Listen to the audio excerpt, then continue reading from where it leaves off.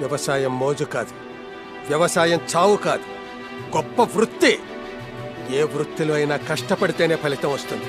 ఒళ్ళమ్ముకునే వేశ్య కూడా కష్టపడే డబ్బు తీసుకుంటుంది. కష్టపడకుండా కూర్చొని కడుపు నిండా కూరుకు తిన్నా అది ఒంటికి పట్టదు.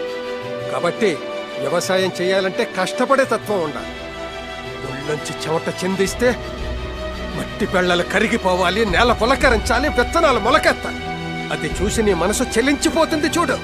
అప్పుడు అడుగు నువ్వు కష్టం విలువేమిటో, వ్యవసాయం గొప్పతనం ఏమిటో.